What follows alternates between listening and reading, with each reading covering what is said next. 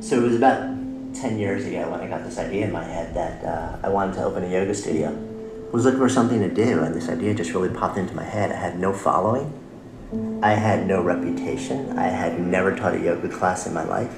So I said, you know what, this is what I need to do, because there was an amazing opportunity. So I signed that lease on September 10th, 2001. Woke up the next day, essentially, to my city in flames. And my mind went immediately to two different things, and it just sort of flitted violently between the two. Who did I know? Because anybody who lived in New York City for any amount of time knew people that were in the towers that day, and in fact I did. And then the other thing was, what am I doing? I'm about to start a business, and I have a family to support, a 3-month-old baby. And my wife and I were talking about trying to figure out if we knew people. We realized that we did know somebody who actually worked up on 108th floor. So we got in touch with the wife, and in fact, they were waiting for word. And as the day unfolded, we took my daughter and put her in a little car seat and drove up there, and there were a whole bunch of people sort of standing vigil at the house. And the two moms went upstairs to put the 9-month-old to sleep, and they asked me if I would go and read a story to the 2.5-year-old. And seeing this 2.5-year-old just sitting in bed with a little book on his lap, wondering where his dad was. The experience of being in the room and just seeing that child's eyes really allowed me to shift gears and to reframe, and it awakened in me. My friend didn't go to work that morning expecting not to come home. We had one shot.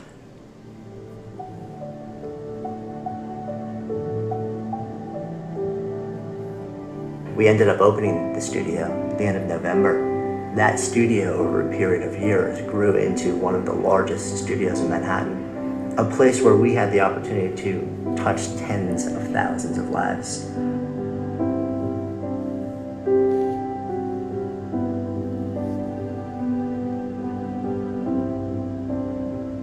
It also inspired me to try and understand, what is it that allows certain people to take action in the face of tremendous uncertainty? How can we do it? What can we bring into our lives, and our work lives, and our personal lives, to allow us to go to that place where genius is birthed, but be okay there, to not suffer, and to lean into it, and to even invite, maybe even amplify uncertainty in the name of creating amazing things in life.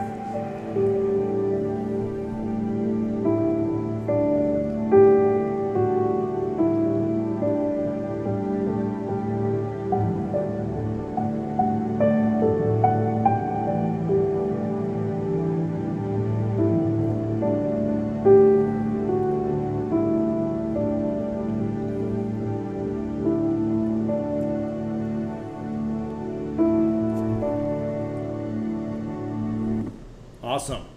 So hopefully you guys could see that okay. And we still got a lot of people logging in right now. So what I'm going to do is I'm going to pass the controls over to Jonathan. And as he gets his slides ready for this presentation, we're going to get started here in a couple seconds. So I just wanted to, hopefully you guys could all see that okay. And it might have been a quick lag, but if not, no big deal, because Jonathan's going to cover a lot of cool things. And we got a lot of people. If you guys are on Twitter right now, go ahead and post something on Twitter that you're on this webinar, just so we know. We'll go ahead and get started here in a second. But I want to go ahead and, while people are still logging in, appreciate everyone coming on here. I'm excited to talk about this presentation because there is a couple of things that are, this presentation really has an effect on has had an effect on my business, just kind of learning about this process and this topic that Jonathan's talked about for a while now. And he's come out with this new book called Uncertainty, and it's turning fear and doubt into fuel for brilliance. And I've been friends with Jonathan for a while now, and to hear about the process has been pretty interesting because for a couple reasons. For Sean and myself, we have had a lot of uncertainty. Initially starting out with our business, we're both in a transition about, I think it was 2 years ago. Was it 2 years ago, Sean? Yeah, actually, our anniversary was just couple weeks ago. Yeah, not our actual relationship anniversary, but our business. Yeah, that's in another month. Yeah, exactly. No, but we started out about a couple years ago and had everything was uncertain. We were both doing something new. I had just left football. Sean had just left the real estate business. We were both trying something new, and we were coming together, and we had no clue the results that were going to happen. We had no clue. We had very little experience, very little understanding. A lot of things what we were doing, we were just very uncertain.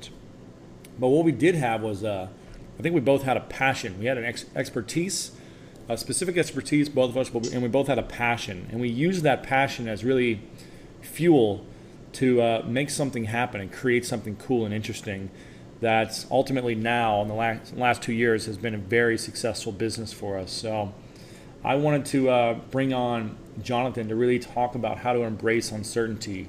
This isn't a typical type of webinar where we just give you marketing and business strategies or social media strategies, but really how to overcome challenges and fear to just generate business success. So without further ado, I'm going to bring on my man, Jonathan Fields, who is a best-selling author.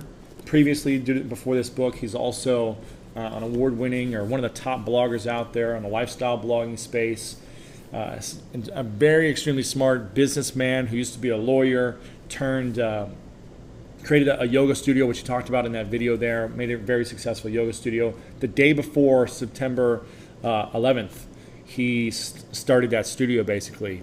And you can imagine what it would be like after you're creating a brand new business, after leaving a successful career, one career, leaving it to start a yoga studio, not knowing how to do yoga or run a yoga business per se. And then all of a sudden 9/11 happened in your city. Imagine the uncertainty that would go through your mind if something like that happened to you. So Jonathan Fields knows a lot about uncertainty, and he knows a lot about how to embrace that uncertainty to generate something powerful, meaningful, and relevant for today in business. So I'm going to bring Jonathan on. How you doing, my man? I'm doing great. It's really great to be hanging out with you guys tonight, and everybody else is joining in. Yeah, we got a lot of people coming in, and Sean, I'm recording on my end, so if you want to see the questions coming in, just because I'm at full screen right now, keep me posted. And if you guys have any questions, we'll have a moment towards the end. We'll have a number of moments towards the end where you can ask any question you have. And a lot of you are already typing in what you're afraid of, your biggest fears, your biggest challenges, what you're uncertain with. So I'm going to let Jonathan kind of go over a quick little presentation. We'll have a conversation during this, and then we'll do some cool, fun things at the end. So, yeah, with that, go ahead, Jonathan. You still there, Jonathan? Yeah. Cool. Sorry, go ahead. Okay, great. No, it's I mean, I'm really excited to talk about this stuff because, like you said, we spend, and I'm in the same boat also, we spend so much time focusing on business and strategy and tactics and marketing and, outreach. And, the fact is, those things are all really important, but the thing that truly determines your success or failure in business and in life is not those things, it's the mindset that drives them. It's the things that allow you to actually take action on those things. Right. And that's one of the sort of the really big explorations of mine, and especially sort of this whole thing about uncertainty. And in the world we live in right now, where, disruption is essentially the new black. We just don't know what we're going to wake up to on any given day. It's become a really huge issue, and everyone just, we're constantly striving to try and lock down the future. But one of the big realizations that I've had is that, in fact, when you do that, you end up killing a lot of what you're trying to create. And this is a little bit counterintuitive. Certainty kills innovation, and which is kind of odd because we spend the vast majority of our days in business trying to lock down the future, make things as certain as possible. But think about it this way. If you are certain, absolutely certain, that you have the best product out there, the best service, the best business model, the best staff, the best ideas out there, then are you going to be out there open to the possibility that there might be something better? No. So essentially, the more certain you are, the more you close off the possibility of exploring something which can take your business, can take your life to a completely different level. So what we have to get comfortable with is this notion that, in fact, the place where we make the biggest leaps in business, the biggest leaps in life, or when we go to that place where we lean into uncertainty, where we don't know how it's going to end, where we have to make decisions and we have to take actions in the face of less than perfect information. And because that's the place where the amazing stuff happens. There's some really cool research that shows actually that tolerance for uncertainty, for ambiguity, is strongly and directly correlated with creativity and innovation. We have to be able to go to that place to create amazing progress in business. But there's a problem with it. And I'm guessing most of the people on the call tonight, and I certainly be included, we experience it in a way which makes us want to basically shut down. So our brains are literally tuned to experience uncertainty as fear and anxiety. In fact, there's a part of your brain called the amygdala, and that's sort of the center of, it's the seat of fear. And some really cool recent studies show that when we're faced with this need to make decisions in the face of uncertainty, that part of the brain literally lights up on these fMRI scans, and it shows us that it sends us into this really sort of panicky state. And we want to run from it. I mean, we literally want to shut down. It stunts our ability to take action. And it does one of two things. It either paralyzes us because we're terrified. We're afraid of failing. We're afraid of succeeding. We're afraid of, we're afraid of being judged for taking action and not doing good things. And we're also just afraid of being in that place where we feel the butterflies all the time. You know, when you're building anything, and I'm sure you guys have felt this, whenever you're building something, like you guys have built this amazing business company over the last 2 years, right? But every time you're taking a new step where you don't know how it's going to work out, the first time you're doing a new format or offering a new product, and you're about to launch it, and you're investing time and money and energy, and you just don't know how it's going to end. It makes us uncomfortable. We experience that as unease, as sort of the butterflies in the stomach. So what most people do is they don't want to feel that anymore. So they shut down, they back away. And the problem with that is that when we back away from those sensations, from the experience of that, we're also inadvertently killing the very thing that we're trying to create. Because what it does is effectively, it stunts our creativity and our ability to take action. So right. When we kill the butterflies, we literally kill the dream. So, which begs the question, well, what do we do? If that feeling in the pit of our stomach makes us really uncomfortable and our natural response is just to back away from it because we don't want to feel it anymore. So we either shut down or we race forward so quickly that we miss a ton of opportunities that would come our way. How do we do it differently? Is there something else that we can do? Is there a way that we can face the fear, face the anxiety? And this has been a huge exploration of mine for years now. And what I started to discover is that there are a small number of world-class people in business. They create and innovate and succeed in business on an incredible level, while so many around them are crashing and burning. And they're able to seemingly take action in the face of uncertainty when everybody else would just shut down around them. And I started to wonder, are you just put upon the planet with some genetic ability to go to that place where you feel the butterflies, but you're totally cool with them and you just blow through them and learn how to harness that, the anxiety and the fear and the unease as fuel to just create better ideas and take action? Or can you train it, And if it can be trained, then the question becomes how. And I've had the really fortunate opportunity to spend the bulk of the last few years of my life researching a book, which is entirely on this topic, and gaining access to some of the top creators in the world, chief innovation officers at multi-billion-dollar companies, people who built things from the ground up, people who scaled businesses from 12 to 60 billion, all the way down to individual authors, solopreneurs, people who work at their desk and they're the only employer. Maybe they just have a couple of people, or maybe they're professionals like agents or managers, things like that. And I was able to interview so many of these people that are performing at the absolute top of their field, and start to ask them, and just we asked a ton of questions. And I was trying to figure out, were you guys just born this way? Or have you been doing something in your life, maybe without even realizing it, that allows you to go to that place that kills so many other people and be okay there and stay there long enough so that you create unbelievable business opportunities, like ideas that nobody else sees, innovations that just put you on a completely different level. What I start to discover is, in fact, there probably is a very teeny slice of creators that go out there and they touch down on the planet somehow genetically different. Whether it's just a preference or whether it's actually something really genetically different, we don't really know. But they, from an early age, they're able to handle this experience in a way where they're okay with it. But that's not the vast majority of top-level business people, top-level innovators and creators, and people who succeed really at the highest levels.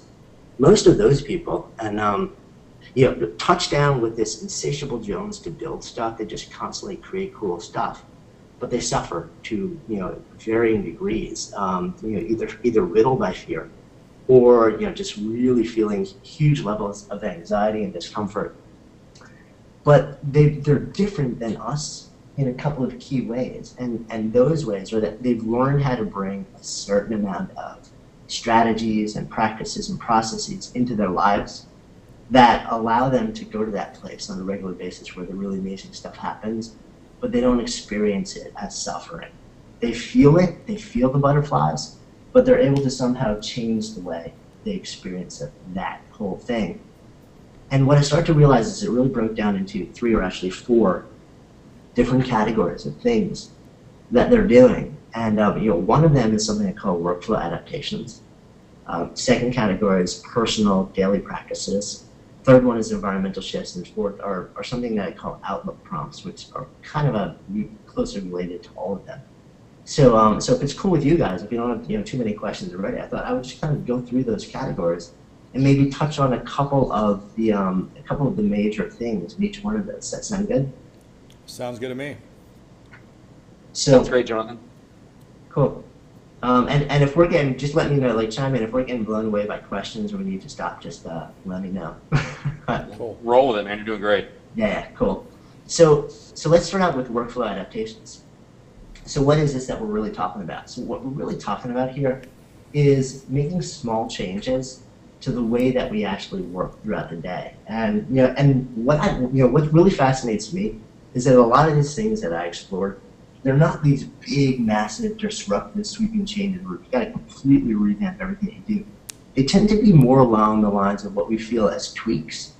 But the result, of making these changes is astonishing. It's so disproportionate that once you really start to experience them and see what they do, it becomes almost impossible to justify not exploring these things. So, the first one under workflow, changes of workflow, is something I call pulsing and refueling. And this is kind of fascinating. Most people, especially people who consider themselves hard-driving business people and very creative or innovative, they usually work crazy hours, and we probably all work a lot of hours. I do because I love what I do. It's like I don't want to stop. But we usually will start working early in the morning, and very often you go for hours at a time until somebody pulls you away.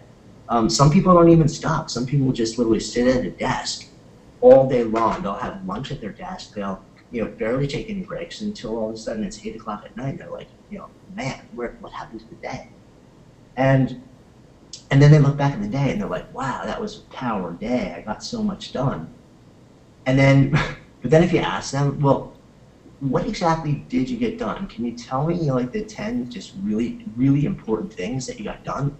And the vast majority of people, and if you're listening to this now and you're experiencing this thing, you're not alone.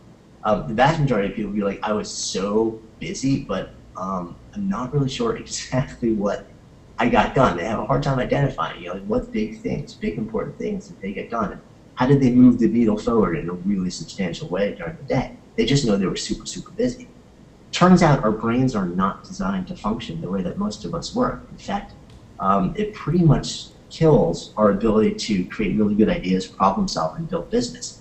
We can focus for a maximum of about 90 minutes at a time.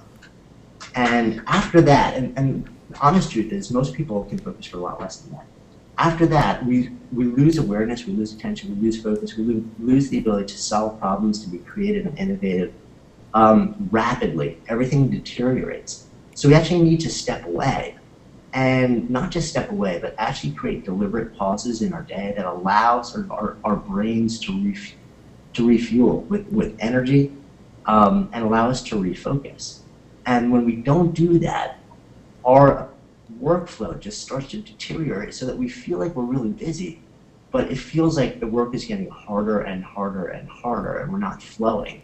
And what happens is you come up with fewer and fewer good ideas. And even though you think you're working really hard, you'll very likely get a lot more done, come up with better ideas, better solutions, move the needle forward in a much more substantial way. Instead of powering through for 10 straight hours, or maybe taking 2-3 breaks during the day, you actually pull back and you design your work so that you work in no more than 90-minute bursts, and then take a time away, anywhere from 15 minutes to an hour, to do things that refuel and actually allow your brain to recover and refuel. And these would be things like, listen to music, exercise, meditate, things that are not work-related. So, switching to a different work-related task does not count for this. So let's talk about this other thing also, single tasking as well, because these things all work together. First, in the 90s, it's sort of like being able to multitask on a monster level was like the biggest badge of honor. And honestly, probably even for a lot of people now, they're saying, I'm the best multitasker in the world. I get so much done. Truth is, the brain doesn't multitask. It's single task, but it's single tasks so rapidly, and it's switch tasks. It's switched between tasks so rapidly that most people can experience that as feeling like they're multitasking, but in truth, they're not.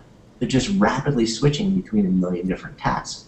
The problem with that is that switch tasking, every time you switch, your brain actually has a ramping period where it takes anywhere from a few seconds to 15 or 20 minutes to get sort of back up to full speed and be able to refocus on the task that you're in.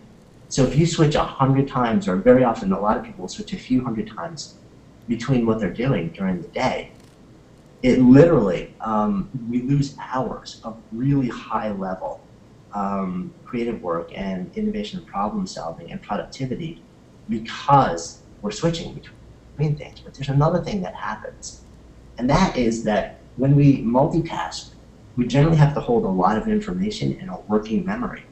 And a working memory is controlled by a part of the brain known as the prefrontal cortex, which is also the thing that controls willpower and allows us to tamp down that fear center in the brain and feel like we're in control and keep working and keep creating and not feel the anxiety and the fear. So when you're starting to multitask, you're holding a lot of things in working memory, and that starts to overwhelm that part of the brain. And it essentially kills our willpower, and it shuts down the part of the brain that keeps the fear and anxiety in check. And it allows all those nasties that start to rise up and say, you suck, you can't create, you have terrible ideas, go check Twitter, go be distracted, to basically take over. And it destroys your ability to work really intelligently, and it also starts to kill your creativity and innovation and productivity. So, really simple ideas here are A, instead of powering through all day long, pulse and refuel, and B, instead of being the queen or king of multitasking, change the way you're working and do one thing at a time, batch your work. So that, if you're going to be on social media, do it for 20 minutes and only that. And then if you're going to be writing, do it for an hour and only that. If you need to make calls, do it for this time. But don't keep switching between things, and start to train the people around you to understand that that's how you work and not to interrupt you, so that they'll start, it's going to take a little while, because they've probably been patterned at this point to know that they can call, they can do anything they want anytime, and you'll just pick up. And so you've got a bit of retraining to do beyond yourself to let people know that actually they need to be working with you on a different level. So why don't we move on to the next category of stuff, and that's outlook prompts. And these are really powerful, but the way that you look at the world, and this is where we really sort of get into the fear side of it, it is a huge factor in whether you're going to succeed in business. You can know everything you can know about management, about networking, about strategy, about marketing. You can be the smartest person on the planet. But if you don't train your mindset to be able to actually understand what's going on and to take action on these things, it's all a complete waste of time. So, this just sort of keeps taking us deeper into that place of mindset. And what we're talking about here is the way that you look at the world in terms of doom and gloom. And there are two really big things here. One is called the growth mindset. There's a researcher out of Stanford named Professor Carol Dweck who discovered that most people have one of two mindsets, a growth mindset or a fixed mindset. Fixed mindset assumes that success comes from talent. It's genetic. There's nothing you can do about it. A growth mindset assumes that success comes from work, meaning if if it doesn't really matter what you put on the planet with, all success comes from work. And there's a huge psychological impact of this, because if you have a fixed mindset and you assume success comes from talent, then when you rise up against adversity, when you see challenge, when things stop coming easily to you, you give up and you walk away, and you even probably pretend that it doesn't mean that much to you because it's not coming easy to you anymore. And the reason you do it is because you assume that you've hit the edge of your genetic abilities. So why bother working harder? Because you either have it or you don't, and you've clearly hit the window of what you actually have. Whereas if you have a growth mindset, you assume that everything comes from work. Every time you have a trial, every time you get knocked down, every time you fail, it's just another opportunity to learn. And this is feedback. You're much more able to process it all as feedback and work harder and integrate it. So what you see is a lot of people become really successful in sports or in music when they're kids. But if they're people that have grown up with their, the world telling them you're so talented and believing that it's all based on genetic ability, then as soon as they really start to hit challenges, a lot of them will start to fall apart. They'll back away and they'll even stop their instrument or their sport. Whereas the kids that learn how to look at it as, well, hey, this is, what can I learn from this? This is all about, work. It's not about searching abilities. They're the ones that power through and become really successful. And this is the same thing in business and life, as adults. So just becoming aware of the difference between those two mindsets is a huge thing, and then starting to analyze, how am I talking to myself? It's a really big thing, and that kind of moves us into this thing called reframing. And reframing is about changing the storylines that you wrap around opportunities. I know you guys said that a lot of the fears that people were entering before we got on here were fear of success, and fear of failure is a big one. Is that right? Yep, that's the main ones. Yeah, so I've had so many people come to me and basically say, I'm crippled by fear of failure. I'm crippled by fear of being judged. How do I handle this? And so many times people will just stop working, they'll be paralyzed. And even like you said, fear of success. What if all of a sudden I get super successful and then I don't have the staff to handle it, I don't have the ability to handle it, I can't scale, it explodes and turns into this big thing. So what we do is we tend to create a storyline in our head that rationalizes us not taking action. That basically allows us to say, well, I shouldn't move forward because if I do, it could all blow up and it's going to be a huge doomsday scenario and a disaster, and that's going to be terrible, completely unrecoverable, and it'll kill me, it'll destroy my life. So we create these storylines and then we spin them, we hit spin, and they become our truths. And what behavioral psychologists have realized is that the storylines we tell really are determinative of our success in work and in life, a lot more than the circumstances themselves. So they developed an approach, something called cognitive reappraisal, and then we call it, in sort of more easy terms, reframing, which basically says, take a step back and understand that the storyline that you're telling is just one of the storylines, and start to ask different questions that allow you to reframe what's going on and tell different stories that don't shut you down, but rather empower you and encourage you and inspire you to take action. You guys mentioned in the beginning, I used to be a lawyer in a large firm in a past life. And, so I invested a ton of money in law school, law review, like six figures, $2,000 money suits, Power Prestige, one of the biggest, baddest firms in the world. And I hit a point where I was just like, this is not for me. This is killing me. I need out. And what was interesting is that all the people at my level in the firm, I just heard all this, the hush talk was, what a shame, how could he give up so much? And I turned to someone at one point and I said, you're asking the wrong question and it's giving the wrong answer. The question isn't how could I give up so much? The right question is, at 30 years old, how can I justify limiting the next 40 or 50 working years of my life by what's happened in the last 7? And when I ask the question that way, all of a sudden I start to create different stories. I start to come up with different answers. that inspire me to act and to go to that place that really scares me, to take risks and make decisions, move into uncertainty in a way that the original questions just didn't. The original one has shut me down. And a lot of times we ask those questions or we tell stories in a way that shuts us down because that allows us not to have to go to that place of uncertainty. It makes it so we don't have to feel the fear. We don't have to feel the uncertainty and the butterflies. So we sort of subconsciously set ourselves up not to have to go there. But at the same time, when we do that, we kill all of our potential. We kill what we're here to do. We kill the dreams. We kill the business. We kill success. So, so one of the big tools is to understand that the stories that you tell are hugely important. And what I started to find was a lot of the most successful people, the most creative and innovative people in the world, the people that were able to consistently lean into uncertainty and make decisions and take actions in the face of great uncertainty to create tremendous art and business, were the ones who were able to change the story that was running through their head, literally sort of pull back, become an observer of their own thoughts and say, what the hell am I doing? This is complete lunacy. This is not the only story. Let me, how can I frame this differently? How can I create a different storyline that allows me to take action? It's a really, really, really powerful tool that not a lot of people think about. So moving on to sort of the next category of things we talked about are these things called personal practices. These are probably, if you are going to focus on any one category of things, these are hands down the single most powerful success and creativity and innovation force multipliers on the planet. I can't speak enough about how powerful these things can be.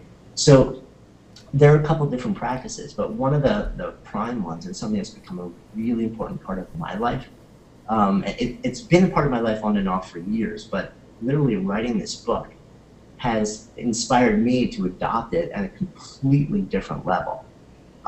So one of the things that we do here is it's something called attentional training. That's sort of a big category. We can break it down into more specifics, things like meditation, mindfulness.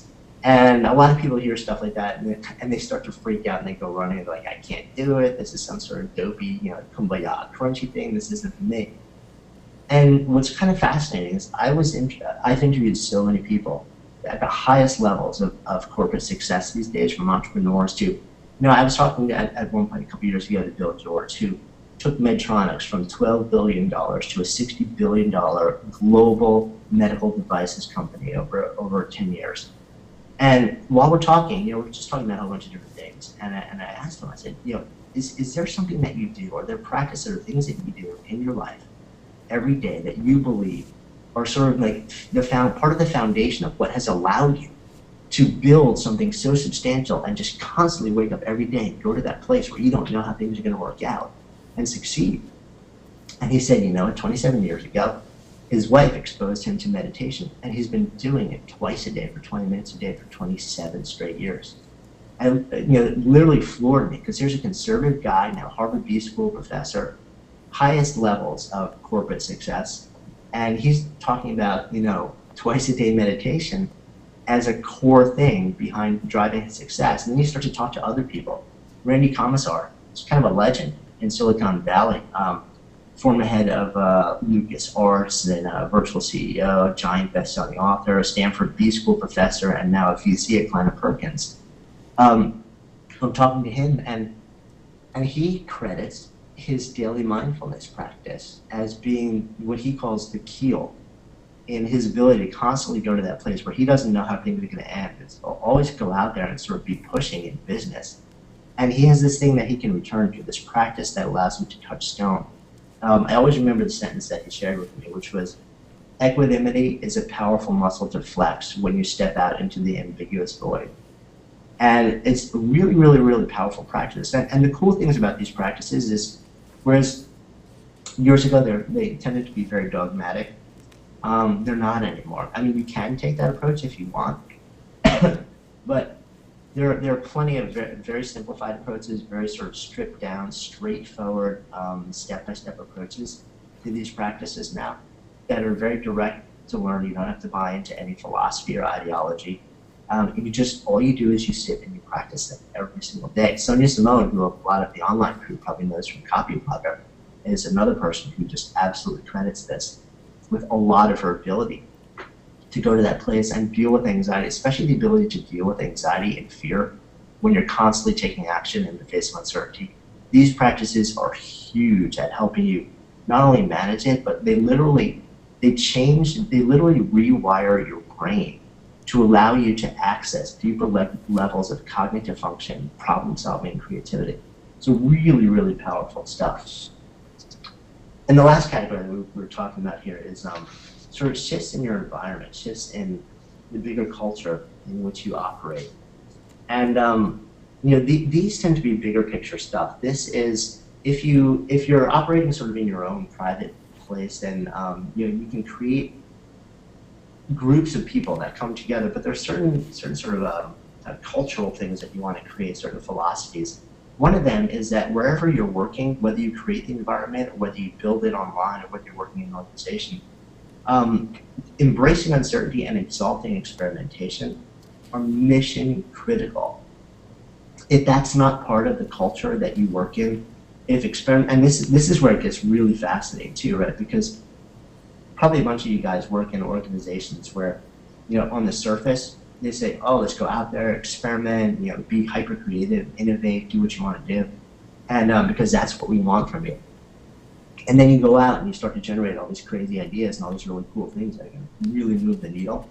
And then they just get smacked down, smacked down, smacked down. And it's really fascinating research on this from UPenn that just came out that basically says that a lot of the people who are in sort of organizations who ask the other people to innovate, come up with creative ideas, when they actually get those ideas, when they get exactly what they've asked for, it makes them so scared that that they refuse to recognize the fact that this is exactly what they're asking for. So it's a difficult scenario. So what you want to really do is either create your own scenario or move into a culture, an environment where experimentation is truly not just lip service exalted, but truly exalted. And what are some of the big examples of this? We all know about like Google's 20% time.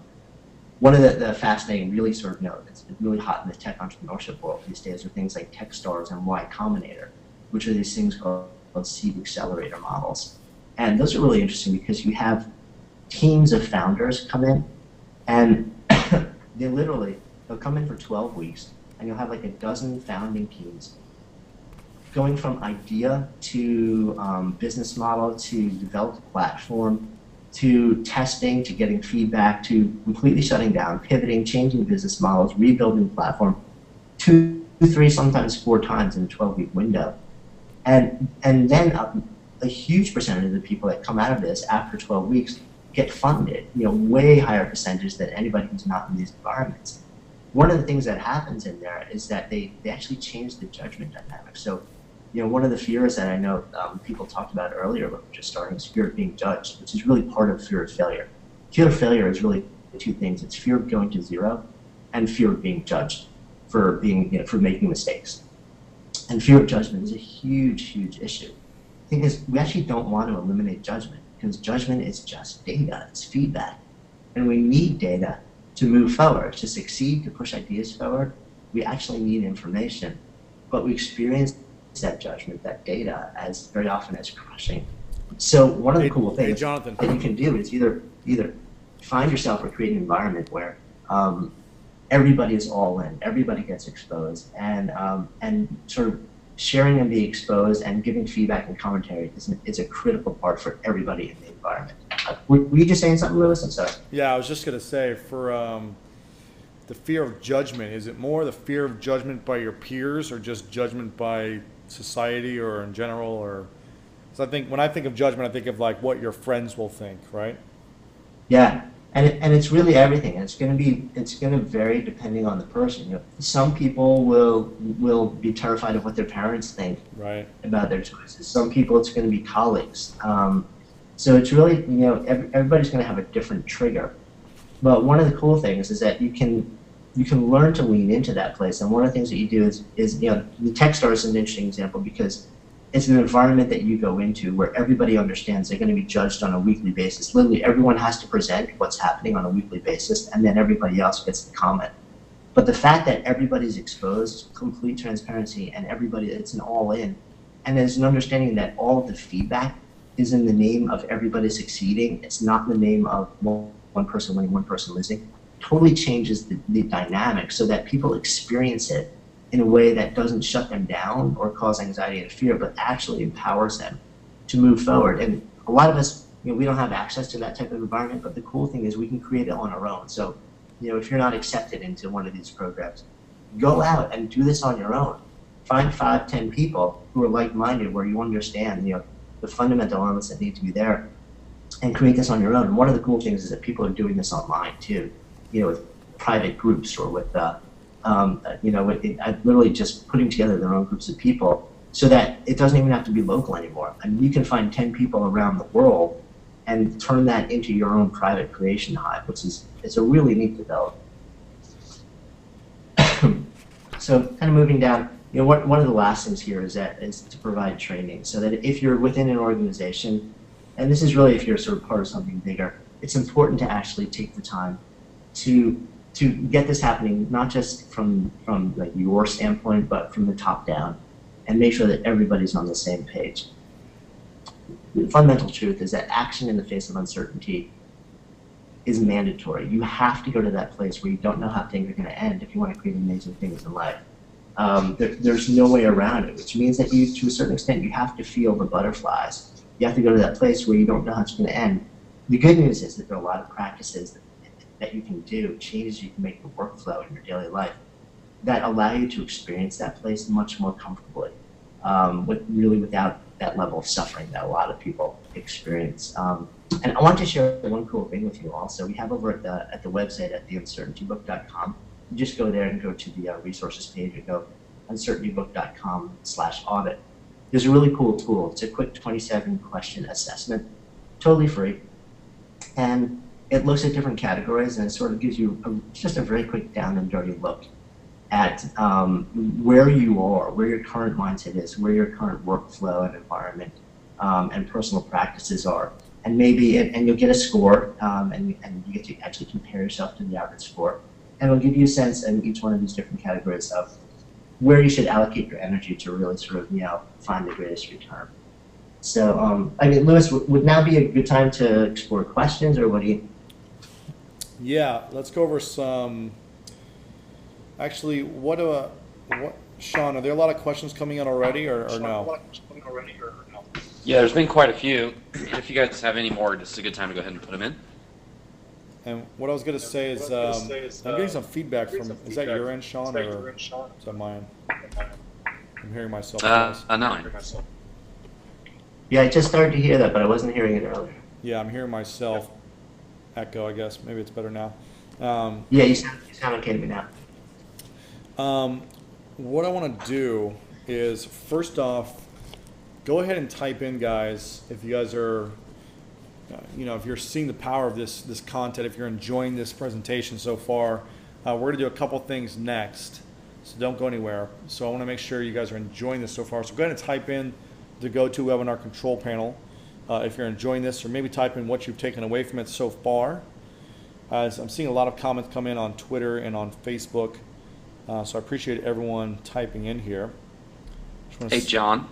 Yeah. And Lewis, if you don't mind, Sarah Strong has been commenting a lot throughout, and she has some really nice comments, but this one stood out and was pretty good. She says here, a lot of this info is great from a victim culture standpoint. Impressive. Not just applicable to building a business, but rebuilding a life. Mission critical. I love to work on tailoring this to survivors, seriously. Yeah, and it's absolutely true, Sarah. It's all the exact same stuff. I mean, one of the like I said when we were sort of starting out, one of the sad things is that when we want to succeed in business, let's say we want to succeed in in sports world, we focus all of our energy on the particular field, on the whatever the content is, the practice and strategies, the knowledge base for that field, and we very rarely spend any time training our mindset to be able to be okay and to succeed. And that's a huge factor. But Sarah's dead on. These same exact tools don't just allow you to succeed and to thrive in the face of uncertainty in business. These are the same exact things that allow you to be okay in a life which is uncertain. And we all know we live in a world now where we don't know what's coming next on any given day. And then you take that even to the next level, like she was saying, to sort of like the survivor mentality, or people that have been through a lot of things. And I don't want to go down the road of even pretending to have any sort of therapeutic background or being able to help on that level. But a lot of these tools also are adaptations of things that that derive from sort of like more even traditional therapy work. I'm seeing a ton of comments still coming in. A lot of people saying, love this topic. Where did I just see this one? Lots of great quotes. Really, it's all great. Love it, says Susan. Mindset is such a key factor to everything. Sarah says, been taking notes. Yes, very much enjoying. The book rocks. Got it here. Awesome content, says Dave. Have to fail forward, says Dave. Very helpful, giving me a whole new perspective on my fear, says Ruby. And a lot of great other feedback coming through. So I want to mention this book. You guys saw, for those who got in here early, you saw a video that we showed. And I want to let Jonathan talk about his book. I'm actually been holding the book this entire presentation as Jonathan's been talking about some of the points. I've been going through and seeing where these points are and reading some of the stories as he's been talking. And it's an amazing book. I actually haven't finished all of it. I'm about halfway through because I just got my copy about 2 days ago. But it's a great book. And I want to let Jonathan talk about how you can get access to it, because Jonathan's been promoting the book for the last week, but I wanted to do something special on this webinar where we give you guys some extra goodies and some incentives to get a copy of the book. So Jonathan, if you want to go over maybe what you put together for people on our webinar about how they can get access to your book and some of the bonuses you'll be throwing in for people, I'd love to go over that first, and then we can go over some questions about people with their fears, their challenges, and we'll stay on for about 5-10 minutes and answer questions after that, if that works for you. Yeah, absolutely, and I'll just kind of move through these pretty quickly. But so for anybody who's kind of been following along, you know that I was doing some pretty cool stuff before that the book actually came out, and offering a couple of things that were unusual and pretty high value, and then I said they're actually coming down, you know, once the book is out, and I pulled them all down once the book came out, and I've been slammed with emails and just like DMs and like every way to message me since then. Right, all these people saying, well, we didn't really think you were pulling them down. Like, is there some way we can get this up? I said, you know, like, it's really, really down. So I was talking to Lewis today, and he was like, well, can we do something? So I said, I'll tell you what, like, just specifically just for this group, for you guys, and basically for you guys only, this is not available publicly. I'm going to not only reintroduce some of these things for a very, very, very short period of time, but I'm also going to kick it up and give you guys a couple of extra cool things at Lewis's request, and because of the fact that he's like a bazillion times stronger and bigger than me, and I don't want him to trounce me. So let me just kind of like bang through some of the things I'm going to do. So for anybody, and this is sort of this is our 1 hour pop-up offer, meaning basically you have an hour to just go out and jam on any one of these that sound interesting to you. If you buy one book in the next hour, you can get any of this stuff by just going to theuncertaintybook.com or hit Amazon, anywhere you want to do it. One book in the next hour will get you access to, I'm doing a 6-week live Q&A based training starting in the middle of October. It's going to be conference call based, where once a week, every week for an hour, I'm going to get on the phone. We're going to pick 6 of the major categories in the book. I'm going to talk about it a bit. And then it's almost entirely Q&A. This is my way. It's very difficult for me to provide anybody direct access to me anymore. It's extremely expensive. And so this is my way of being able to just answer as many questions as possible and go deeper into the content in the book. So a one book purchase in the next hour gets you that. So, but that's not all. 3 book purchases, and this is one of the things that people were really freaked out when I pulled it down the other day.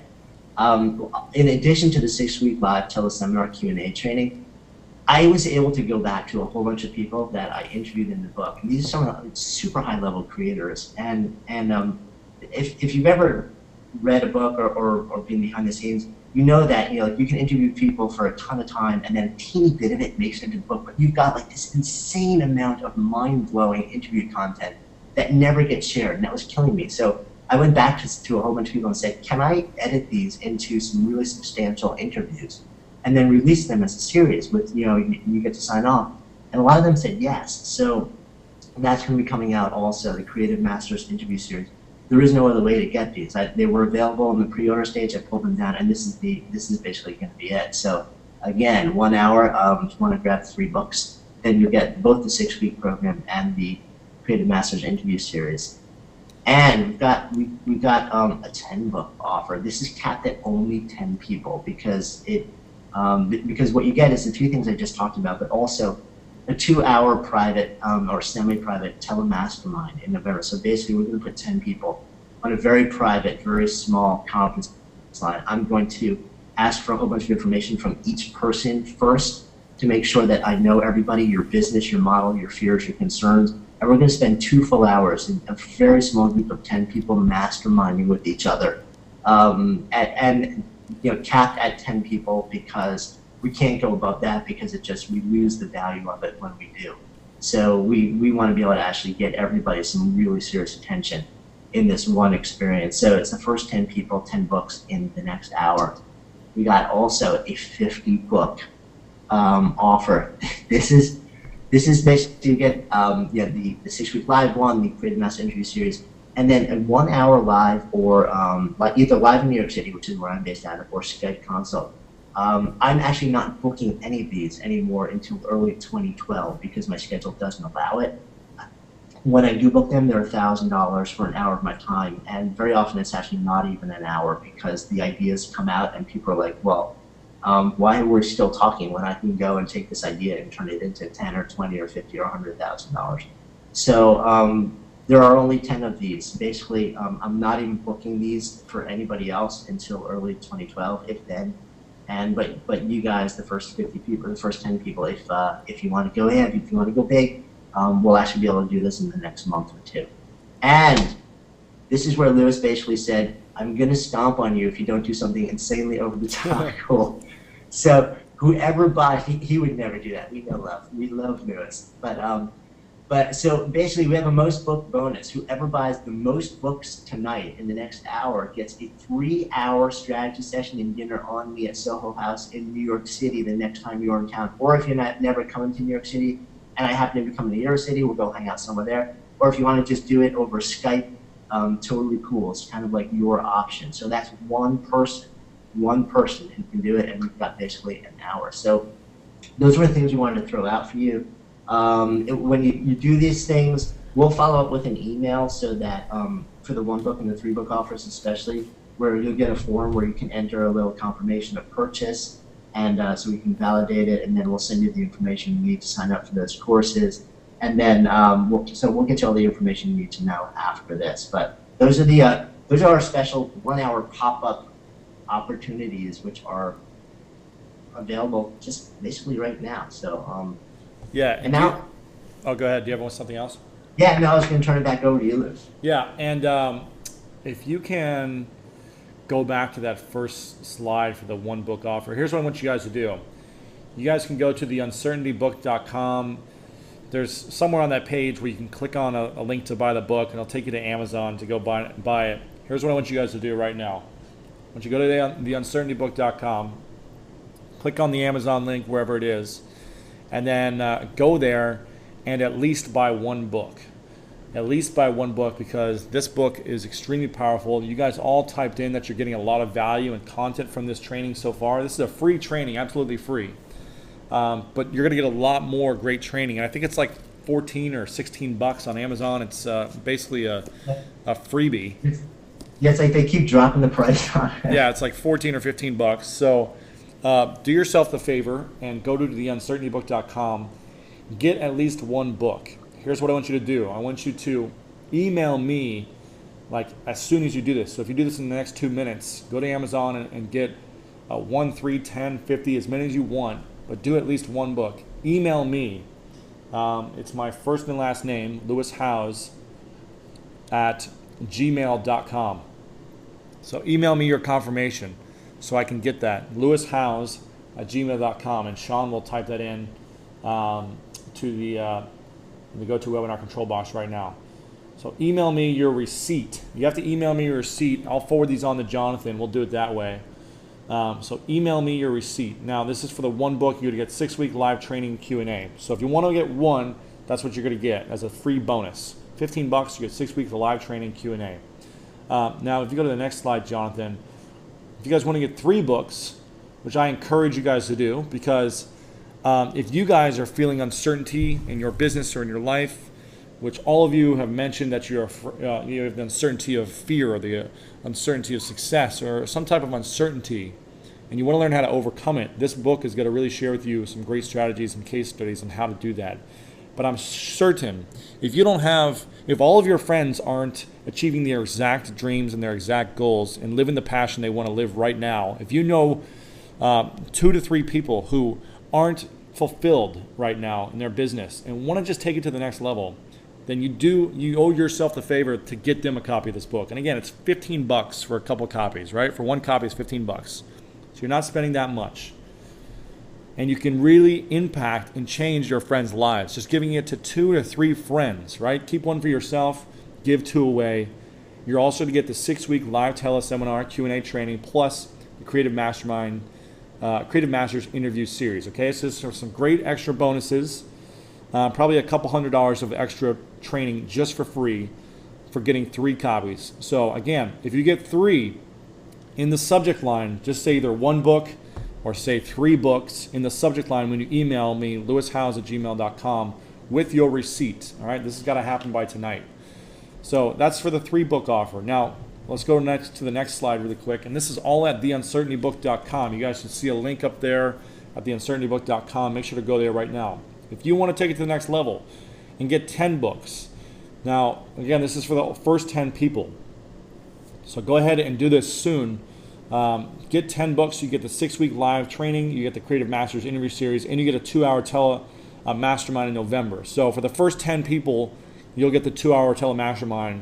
If it goes over 10 people, you'll just get the 6-week in the Creative Masters interview series, okay? And we'll make sure to give you something else for missing out on that if you're like the 10th or if you're like the 11th or 12th person. So don't worry about that.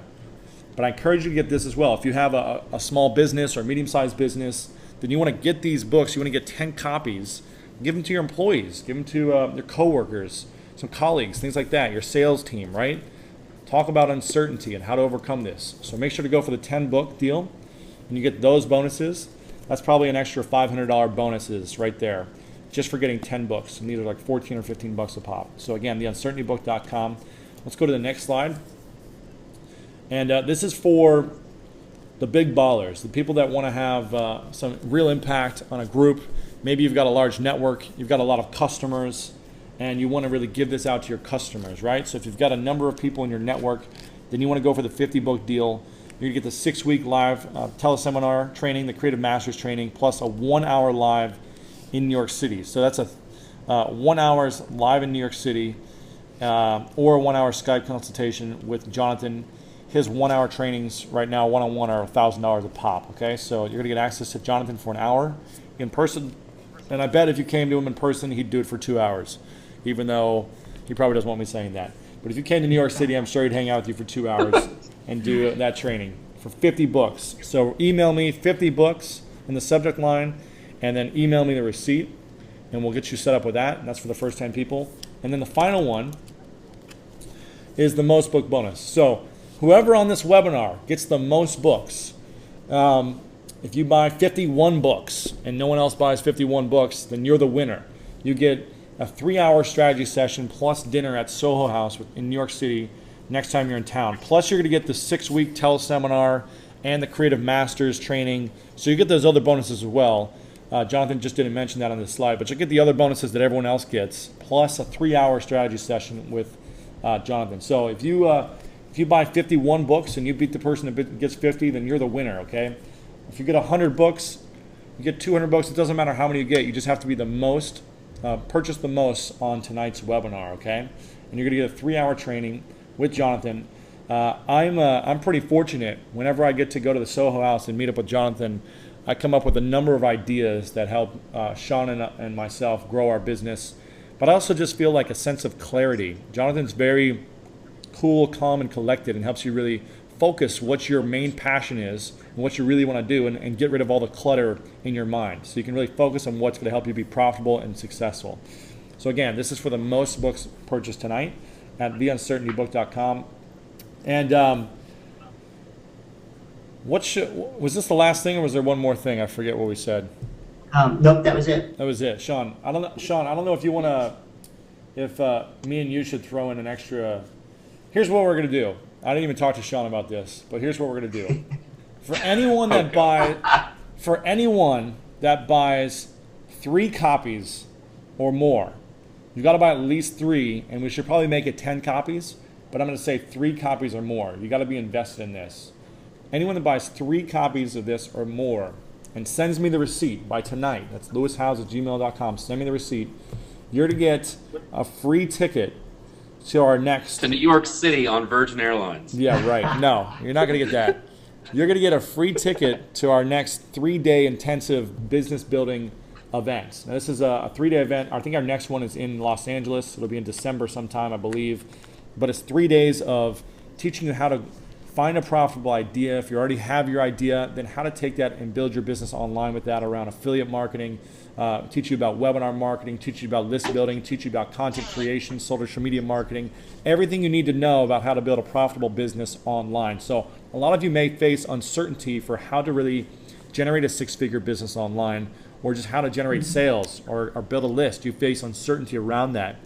So for anyone that buys 3 copies or more, you're gonna get a ticket to our live event. These tickets are a hot ticket, and they're pretty expensive. So you're getting a major discount right now, and this is for only people that sign up tonight. 3 copies minimum. Send me an email, lewishouse@gmail.com, with your receipt, and we'll get you signed up for 1 ticket. It'll be in LA sometime in December. So go ahead and do that. Does that sound like a good offer, Sean? Yeah, no, that's a great one. And that'll be fun to meet a lot of people at that event. For those of you guys, hey, Jonathan, if you could maybe shrink down the webinar for a minute and go to your site. There were several people asking where on your site to buy it. Oh, if you just go to the uncertaintybook.com, you scroll down a little bit on that front page, you'll see you can basically buy it anywhere. You can go to there'll be buttons for Amazon, Barnes and Noble, Books a Million, any place you want to be. On every page of the site, you'll see the logos for any of the booksellers. You don't have to buy it through me. Just buy it whatever your preferred place is. Click any of the logos there. It'll just take you to all the major sites, and you can do it that way. Awesome. All right. I'm going to my screen right now. I'm taking over controls and showing this really quick because we still got a bunch of people on here. So here's theuncertaintybook.com, and where can I go? If you guys click on this right here. Or if you just scroll down a little bit, and you'll see all the icons. Okay, cool. So right here, click on Amazon or Barnes & Noble or wherever you guys want to click on. If you just click on this link right here, it'll take you right to the page directly. You can just buy it right here. It looks like it's $15 right now, $15.28. So everyone should be getting at least 1 copy if you want to get that extra bonus. But I encourage you, if you guys want our 3-day intensive live marketing and business building event online in LA, then I encourage you to get 3 copies and then send me an email to lewishouse@gmail.com. So again, click on one of these links. Go ahead and get 1, 3, 10, 50 or more copies right now, depending on which bonuses you want. And send me a quick email so we can make sure we know what you guys are looking for. So Sean, do you want to go ahead and do questions? Yeah, for sure. For those of you guys, if you have any questions for Jonathan, this would be a great time. Go ahead and type them in, and let me go through them. While I look at these real quick, Anthony, the event, I think it's, Lewis, do you remember the dates of the event? It was December 3rd through the 5th, is that right? Something like that, yeah. Something like that. We'll let you know, Anthony, if you get that before the email, Lewis, we'll let you know about that. And it was for 3 books or more, right, Lewis? 3 books or more.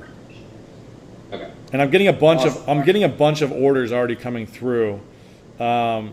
So I just want to congratulate a bunch of people, and this is pretty impressive how many are already coming through. I see, geez, a lot of people. Okay.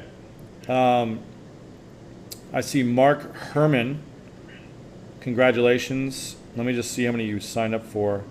Just bought the book. I think you got 1 book. I see Ruby Curran, who got at least 1 book.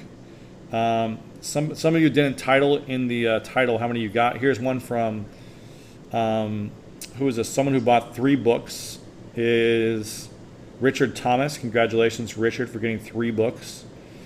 And a bunch more coming in. Sean Callahan, my good friend, just got the book. He is over in Melbourne. And Sean Malarkey, you met Sean Callahan at the sports conference in Sydney. We got Sarah Strong. So she just got the book. 3 books for Susan Rollins. Congratulations, Susan. I see Joan Schwartz, who just got a copy of the book. Juan Lully, I think it's Lully, just got a copy of the book. Brian Walsh, congratulations. Denise Gass. DJ Hoffman, who just got 3 copies of Uncertainty. Renee Kirsch, who just got a copy. So Monica Roberts, who just got a copy. Bruce Harvey, congratulations. And some of you, Jonathan Payne, Lee Gonsalves, a lot of people still signing up. I haven't been able to see how many of you got more than 3 or 1 or 10 or 50. Bob Webster just sent me an email. So congratulations everyone so far. And if you got 3, 10, or 50, then just go ahead and type in the subject line so we know and I can let you guys know. But we'll do, while you guys are still signing up, let's do a couple questions, Sean. Awesome. There's a good question that came in. Where did it go? From Dave, I don't remember his name. Hold on one second, let me find it. Oh, I can't remember this. I can't find it exactly right here. There's a bunch of great comments that come in, but the question was basically, how do you train your mind to not stress so much? Yeah, and it's a combination of all the techniques that we were talking about tonight. But one of the hugest things that you can do is, I'll share 2 things. Right, one of them is mindfulness, which we kind of touched on. But I would strongly suggest that you either check out the practice of mindfulness. There are a couple of great books. There are a couple of great DVD programs or even audios that you can download from iTunes. John Kabat-Zinn has some really great stuff that will really teach you the practice in a very simplified, non-dogmatic way. And it's the type of practice where you do it every day. It's not like an intervention where you just you do it for 20 minutes, you're like, oh wow, I'm totally stressed. It's the type of thing where you do it every day like you're brushing your teeth. And what you start to notice is over a period of days and weeks and months, just like your baseline level of chill starts to rise, and all the stuff that stressed you out on a regular basis, made you really anxious, all that like that fear stuff, you handle it differently.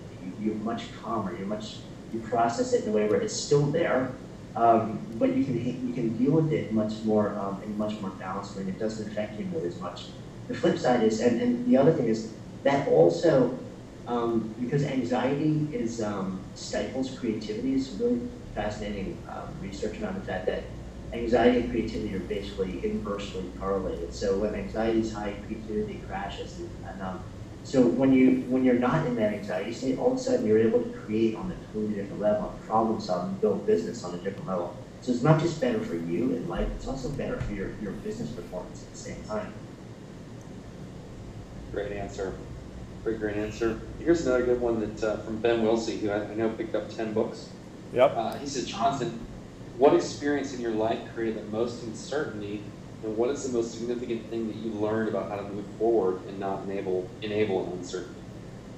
Yeah, and very likely one of the biggest times in my life was when I was married with a 3-month-old baby and a home in Hell's Kitchen, New York, and I signed the lease for a Florida building, a 6-year lease for a Florida building in Manhattan on September 10th, 2001, and then woke up the next day and said, okay, this is horrific on so many levels, but at the same time, I'm a grown up, I'm a dad, I'm married, and I've got to worry about supporting my family, and it was sort of like the process of going to that place where deciding whether I was going to move forward and processing the fears and the anxieties, and there was an experience that I shared in the trailer, and it was a little bit choppy, so if you guys didn't see it, you just jump back and you can check it out. But there's something that happened that day where we went to a friend's house, and it was a dad that never came home, and I ended up reading his 2.5-year-old son a story to go to sleep. And as I'm sitting there, I'm just saying to myself, it was a horrific thing, and I'm just saying to myself, nobody plans on going to work in the morning and not coming home, but it happens. We've got one shot here, and even if you're scared, even if you're nervous, if you don't know what's going to happen, then you've got to go out there and do what you feel you're here to do. And even if you don't know if it's what you're here to do, You got to go out and just act and make decisions and see, and then let things happen. So many of us have the conversations in our heads without ever actually acting on them, and we just talk ourselves out of action by sort of having two sides of the conversation. And it's a huge mistake. You've got to get out of your head, learn these tools, learn how to do some mindfulness practice, gain that sense of equanimity, learn how to reframe and how to change your workflow so that you're really training your mindset to be able to handle the uncertainty and the unease that goes with actually getting out of your head and acting.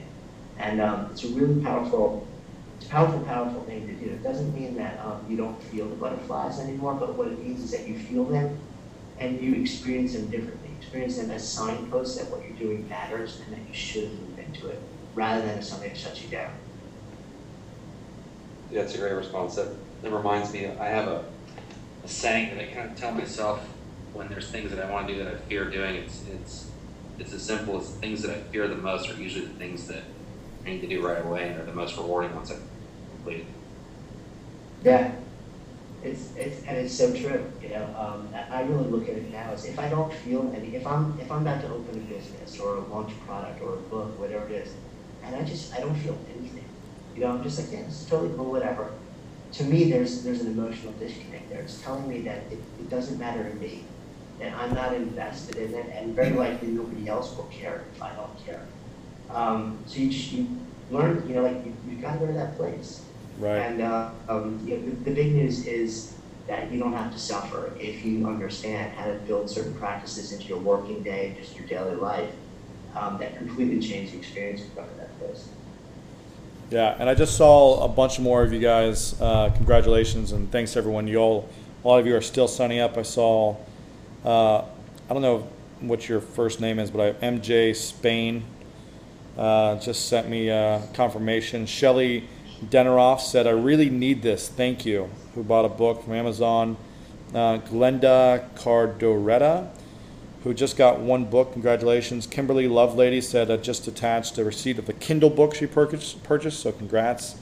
A lot of other great, Dave Gambrill saying, great presentation tonight, who just got signed up. So a bunch of you are still signing up, so appreciate everyone doing that. And I know you guys are really going to enjoy this book. Any other questions coming through, Sean? Yeah, here's a really good one from Juan. And Juan, thanks for always coming on our webinars. We always appreciate your support. Juan says, is it really possible to redraw one's life from the familiar and routine of failure to the unfamiliar and success? So, wait, read the question again? Yeah. Is it really possible to redraw one's life from the familiar and routine of failure to the unfamiliar and success? Oh, absolutely. I mean, I'm not going to use him as like failure, but let's look at where Lewis was. What was it? Lewis 2.5 years ago, 3 years ago, like laid up in a hospital bed with like one career basically crashed and burned, and like having no skills beyond that, and just trying to figure out which way is up to where you are now. You are this stunning example of somebody who's come from a place of being, literally physically at the bottom, and completely, and in a place where psychologically, you weren't in a good place, and saying, that's not me, that's not how I operate. And I've been there. I know so many people that have been in a place where, basically everything in life has been, they're operating on a B or a C. Right. They're just kind of coasting, but they know they have this sense deep down inside of them, like, there is potential inside of me. I know it's there. I can feel it's there. But I'm either unable to figure out how to tap it or unwilling to tap it. But I know it's there, and I think we all have that sense. We all have that sense that it's buried there somewhere. Not even like a woo metaphysical, we'll just kind of know. There's a voice that says, there's some really cool stuff out there, and we just haven't tapped it yet. And a lot of it is about fear. A lot of it is about, like I was saying, the big part of the problem is we spend all of our time training in a particular field that we're going into, whereas we should be spending at least half of our time, if not more, training in the psychology of success and psychology of creativity and innovation in the mindset that allows us to continually make choices and take actions in the face of the gremlins that rise up when we go to that place where we want to do something that's powerful and that matters to us. So the answer, is it's absolutely possible, but a big part of it is, it's not necessarily about learning, the most you can do, learn about athletics or art or business or investment banking, study that knowledge. But then study actually how to set up your mindset, your psychology in a way that optimally fuels your ability to make choices and take action, even when you don't know how it's going to end. Because that's the difference between people that basically just wallow in like the C's and the B minuses, and the people that actually start to break out and do amazing things in the world. Right. Exactly. Cool. You see any other good questions in there, Sean? Yeah, let me find there was. Let's get maybe one or two last questions. I know some people are still signing up, and appreciate everyone's feedback so far on this presentation. I'm glad you've all enjoyed it. This is a good question that comes from James that I can relate to. Lewis, you can relate to it too. As we used to work in a co-working space that was full of this, but so he says, and you were talking earlier about just being productive, I think, for 90-minute stretches and productivity and whatnot, Jonathan. But James says, what are some good strategies for retraining people not to interrupt you while working? Okay, so here's one really, really, really simple thing that will piss off a lot of people for the first 2 weeks, and then they'll get it. Turn off all push notifications on every device you have. So right now, like I have an iPhone, but nothing comes to me on my, like I don't know if anything's coming to me on my iPhone until I look for it. So like I don't get DM notices, I don't get texts, I don't get I don't get emails, nothing. It all goes into my phone, but there's no notification list. It's there, and I don't pick up my phone. I mean, pretty much everybody knows like I don't pick up my phone. So and at this point, it's in the beginning when I started doing that, some people were pissed off. But I would get back to them and I would say, listen, it's not that I don't love you, it's not that I don't want to respond to you. It's that I have a huge amount that I want to accomplish in the world and in business. And if I'm responding on an on-demand level to every notification that comes my way, I get nothing done. I go through a day where I feel like my head is spinning, I'm busy as all, but then at the end of the day, I couldn't tell you what I actually accomplished. So it takes basically like step number one, really simple, turn off all push notifications on all devices. And then let people know, send an email out. And if you want to put an autoresponder on your email or whatever you want to do, saying, hey, listen, in order to really tone my productivity and be able to operate at a higher level, I only check, I don't respond in real time to anything. If it's an absolute emergency, like contact me at this one particular place, and maybe have an assistant or someone who knows how to reach you. My wife is the only one who I basically pick up the phone to work whenever she calls. Other than that, everybody's got to wait. And some people are bothered by it, and I've gotten the occasional nasty email. But most people, once I explain why I'm doing it, they're like, that's actually pretty cool. I want to try it. Nice. That's awesome. I know for Lewis and I, we worked in a co-working space where everybody was really friendly. And after a while, I started wearing headphones. Yeah.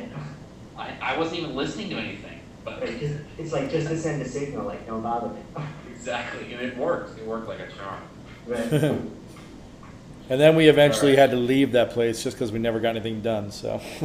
Yeah, I mean, it was. I would like literally fear getting up and going to the restroom or going to the kitchen to get water or something because I would get stopped and have conversations. So I would start pretending I was having conversations on my walk. How pathetic is that? I'd pick up my phone and pretend like I was talking to somebody. That's too funny. Oh, God. All right.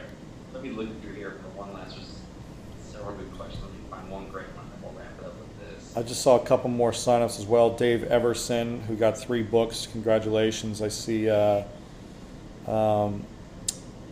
few other people still signing up, coming through. Can't see the number of books, but I appreciate everyone signing up. And I'll be sure to forward all these emails over to Jonathan tonight, and he'll get back with you in the next 24 hours with all your bonuses, hopefully in the next 24 hours when he gets all this. So. Okay, and just trying to pick one last good question. There's a bunch in here, so bear with me just one more second. I'll find one. I saw one from, did you see that comment from Sarah Strong, who said she says it's first webinar and it's awesomeness. First purchase on Amazon. She's excited. What a great day. Now that's 90 minutes of productivity, grace, and peace to all of you. So that was pretty cool to see that. Love that. That's awesome. That is awesome. All right, and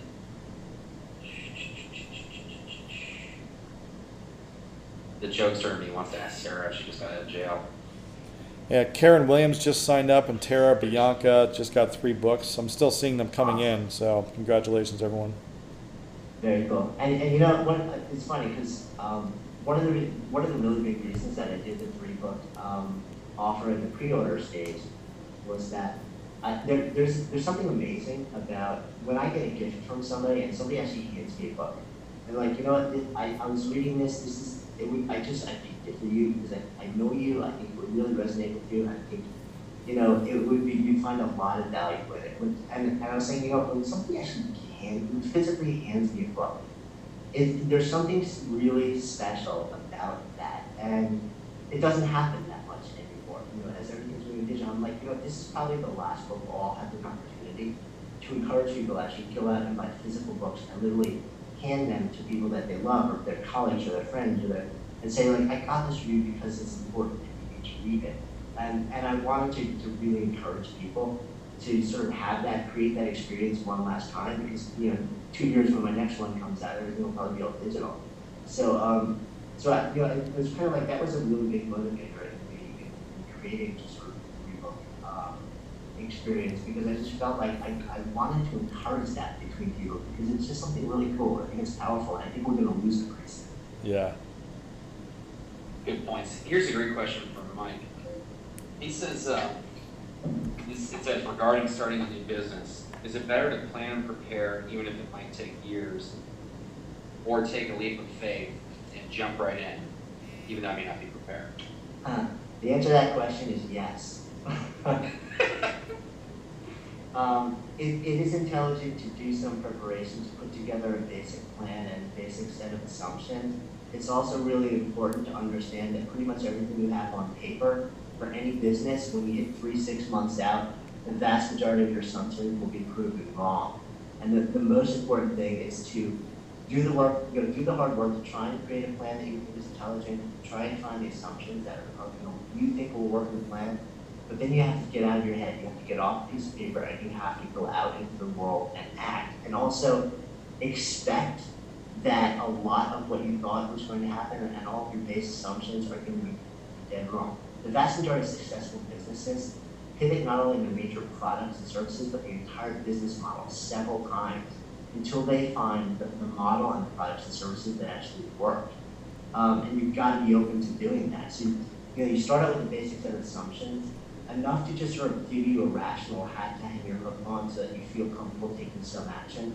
And they understand as soon as you act, keep yourself really open to the possibility that you were dead wrong. And if the market is telling you you need to go in a different way and you have the ability to go there, then go there, because that's what that's what you need to do to succeed. So prepare, but you've got to just pull the trigger at some point also and say, I don't know how it's going to end, but I'm going to assume that a lot of what I know is wrong, and I'm going to be willing to tap in and listen to what the market's telling me. That's awesome advice. Wish I had that with making a leap. Hey, Lewis, I think we're all done. I've gone through most of the questions. Those of you guys who don't have any questions, Jonathan, is there a fan page or somewhere they can go to communicate with you? I know Twitter is a great place. Yeah, I mean, I spend a lot of time on Twitter. If people have direct questions for me also, you can always hit me up at jonathan@jonathanfields.com, or stop by the blog, which is jonathanfields.com. Awesome. And real quick, Rachel was just asking what was the 3-book offer from Jonathan again, and that was if you bought 3 books, you want to. Yeah, I mean, if you bought 3 books, there's essentially 2 things to go. One is that I'm doing a 6-week live, largely Q&A based. It's going to be a weekly telephone conference call training that will go through 6 key areas of the book, and I'll talk a little bit. I'll go a little bit more detail into each area, and then I will entertain as many questions as I can for the rest of the hour. I'm going to do that for 6 weeks straight.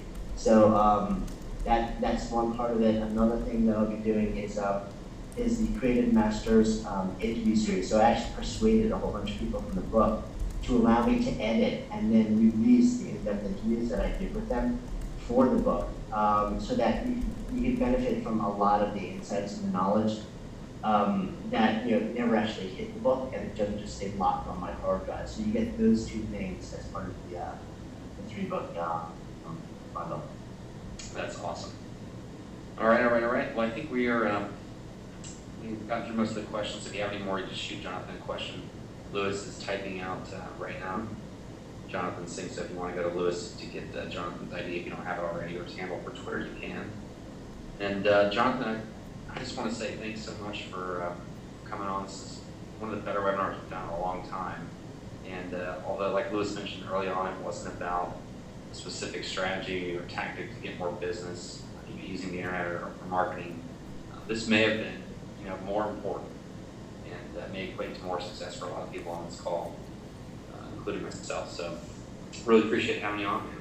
Oh, it's my pleasure. I mean, it's nice. We talk about this all the time. It's great to be able to be in an environment where we can share it with more people and just go back and forth. Because, like you said, we spend so much time just training in that one area, but we spend very little time understanding what's the set up their mind to succeed, and kind of a non-really intelligent, practical way. So I'm glad just to have had an opportunity to share with everybody. And thank you and Lewis. It's it's just a gift to be able to sort of share you guys and have some time with your community as well. I really appreciate it. Yeah, and I just want to say thanks to everyone who signed up and got a book or 3 books or 10 books.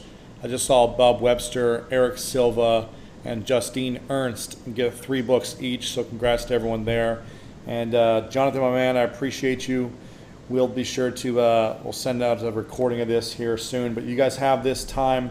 We'll just say till the end of midnight tonight, Eastern Standard Time. If you still want to get a book, just send me an email, lewishouse@gmail.com, and we'll make sure to get those forwarded over to Jonathan so you can get the bonuses and all the other goodies. So again, thanks, Jonathan. You the man, and hope everyone enjoyed this webinar. Again, go on Twitter and let Jonathan know what you thought about the webinar. If you have any questions over there, just shoot him a quick tweet. And thanks everyone again for coming on, and we will talk to you guys soon.